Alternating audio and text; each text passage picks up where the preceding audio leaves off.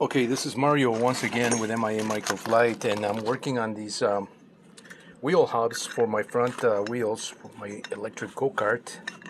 I bought these bearings here. These are much better sealed bearings versus these that come typically with these Harbor Freight wheels. And I'll just show you the wheels here. I already finished this one here. It's got the new ball bearings.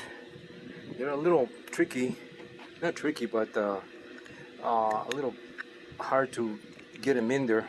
But I'll show you what I did here so that I can get these in a little bit easier. But that is my, that's the, I guess that has a label there. These are, by the way, these are 10354. 4-inch hub. 4-inch is the diameter, I believe, of the hub. 3.5 is the width, and what is this, like 4.1? Oh, sometimes they have the markings here. It changes. I can. This one says 4.1/3.5-4, whatever that is, but it's basically a 10-inch wheel. So, yeah. Okay, so I'm about to do this guy right here, and that's what this video is about.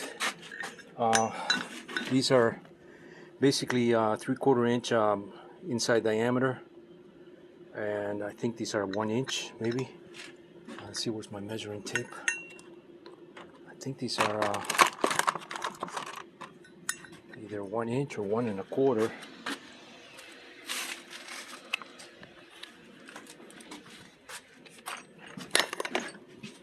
So since I'm doing this video and we're recording this, I may as well take a measurement of this for posterity. Inside diameter is 1 in. It's about 1 3/8. 1 3/8 inside diameter is what these hubs are. And so what I'm having to do here is, in order to get these bearings pressed in here, I tried pressing it the way it is, just taking out the old ones. These are the crappy ones. These have a lot of play here, but I'm going to save these for other projects, less demanding, less precise projects, wheel barrels and stuff like that. I can use those bearings. This has to be sanded or ground to remove the paint, and so I did that on the other one. I removed the paint with just a drum sanding drum. Put on my drill press and to remove that, and then I press these bearings on the hub. I'm going to do that.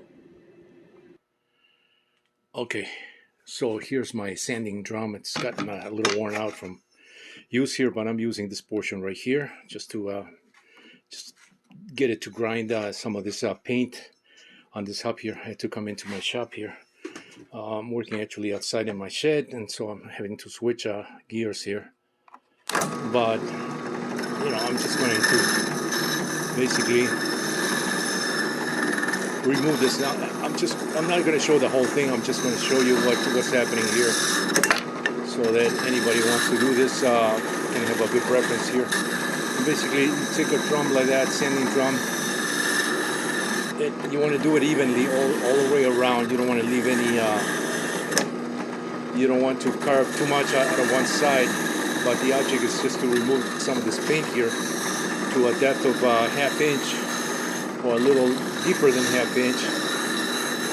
And because these are welded, these tubular things, I feel there's it looks like a weld there. Looks like these parts may be made in circular form and then welded, which is probably how they do this in mass production, just to keep things cheap. And once again, this is a Harbor Freight wheel pneumatic wheels. You know, they do have the inner tubes. I did order some different wheels from Amazon. I ordered a few sets from a couple of them for the rear are tubeless. Tubeless means that you can still use air to inflate the tire, but it doesn't use a tube. It uses the hub itself as a seal hub, with the tire making the seal around the hub.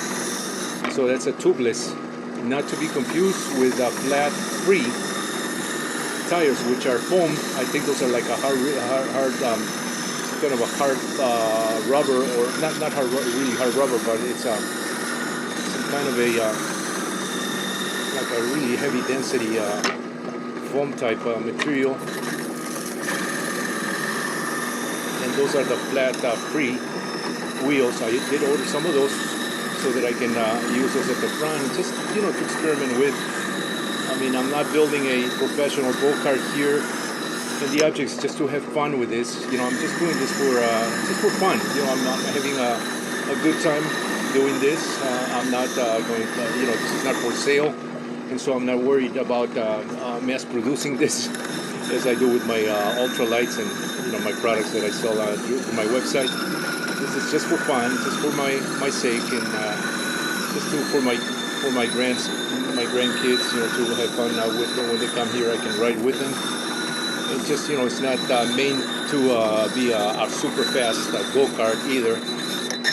And so basically that's what you want to end up with. You see how I remove some of that paint here, and I'm about to do the same thing. I'm not going to videotape this because it's going to take too long of a videotape, but I am going to show the process of the pressing.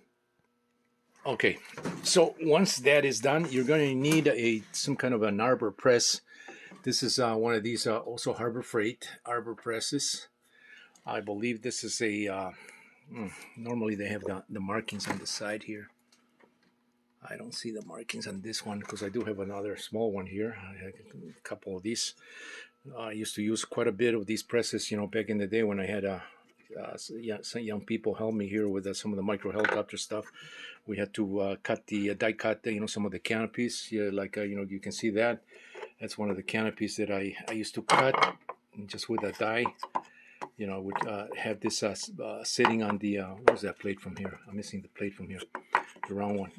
And then I would cut you know, this is vacuum formed. Then we would cut the top portion like that. I had one for the sides to cut the sides. So these presses come in handy, these little presses. But this is a little more beefier press that I use for pressing things like this. So now that that's nice and ground, you know, remove the paint. This should go in a lot easier just by nature of removing that paint coating there. And then what I'm using is this aluminum. I don't know. This is from a mold that I was doing some.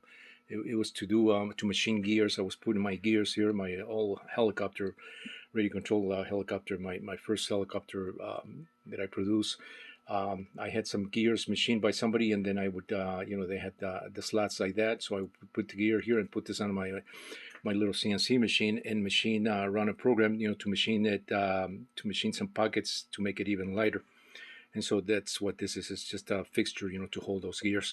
But I'm using this because it's got this pocket right here. This is elevated here, so it just sits nice and snug there.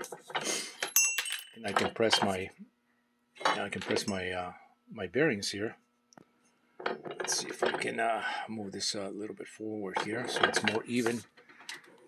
There we go. It does take a little bit of effort.